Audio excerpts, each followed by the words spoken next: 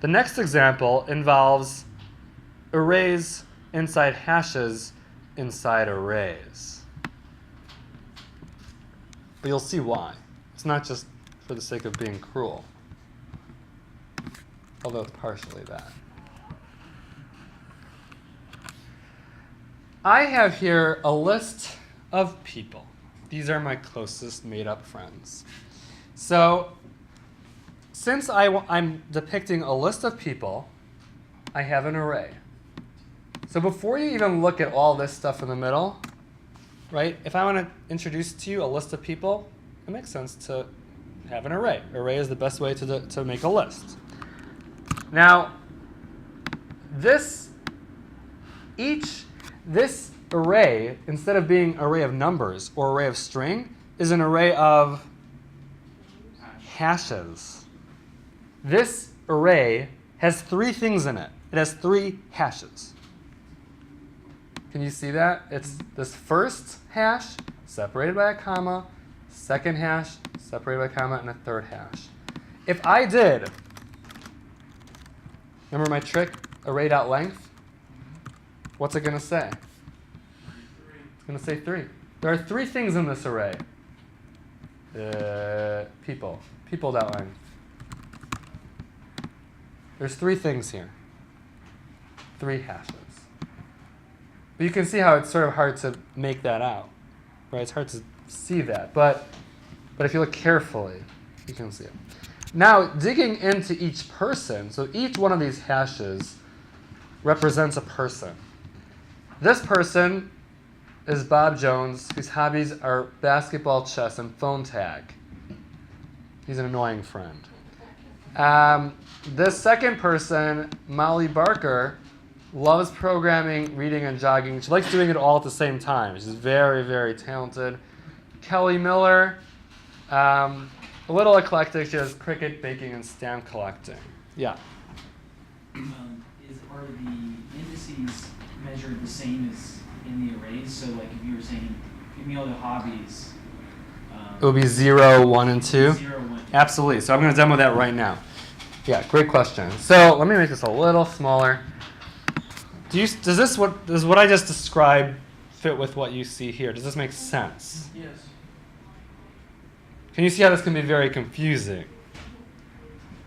But this actually is the right. This is not purposely obtuse. This is the right way to describe this in terms of data.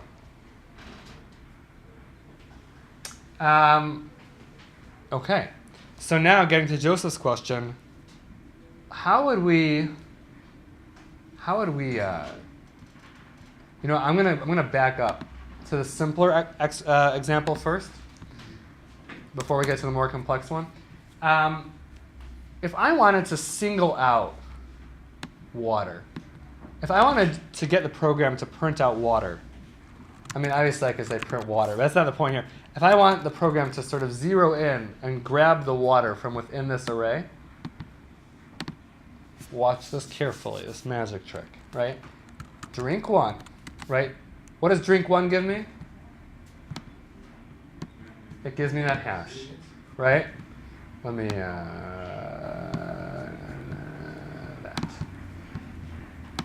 Right, I get the hash, right? Now, if I want to get to the water is contained within an array, and this array is a value for the key of ingredients, right? So if I do this,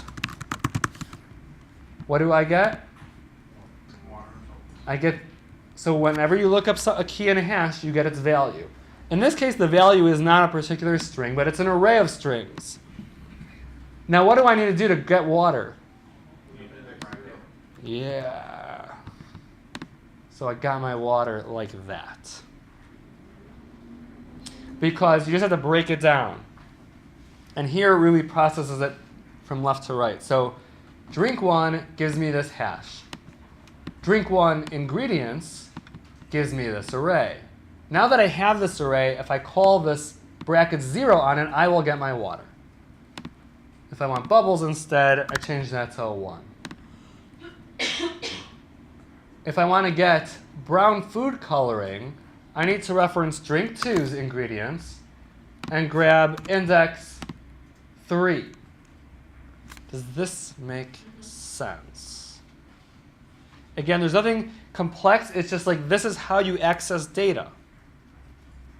This is real world programming, by the way. This is stuff you do all the time. Taking this to the more complex, well, before we do that, any questions? Taking this to the more complex example, what would I need to do to grab stamp collecting? So help me out here. Okay. Now, at a cool, well, I need to show you my trick. My trick is, whenever I do this is, by the way, standing on table worthy, but I can't use that all the time. But this is something I'd stand on the table for. This trick, remember this trick. As I'm trying to dig into this data, don't try to guess it in one shot. It's really hard. Do it one at a time. So I'm going to start with people and see what I get. Okay, I get this array. Now, again, I want to get to stamp collecting. How do I get there? I need to get to this hash. How do I get to this hash? This is a hard question. 2, because 0, array started 0. 0, 1, 2. But instead of me going on to hobbies, blah, blah, blah, stop. Just run this and see what you get. See if you're zeroing in on it. And I am zeroing in on it because stamp collection is there. Stamp collecting is there. If I messed up and I did people 3 and run it again nil, I mean, if I didn't stop here and I went on and blah, blah, blah, imagine, let's say I did, hobbies, 2, last name, obviously I'm doing this wrong, but like, I see there's an error, but I don't know where I'm off, right? And then I have to like go, it's like a maze. So don't do that. Just do one step at a time and see every time you add something to this list, see if what you're looking for is still there. This is an extremely valuable pro tip. Remember it.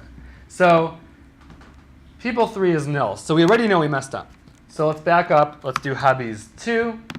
Okay, I see stamp collecting is in our sights. But we need to zero in further because all we want to get back is just stamp collecting alone. So what do I need to do next?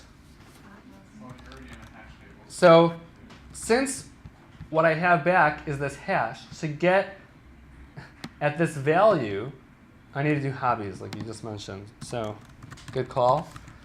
Now, what should I do next? Yeah, just run it. Just run it.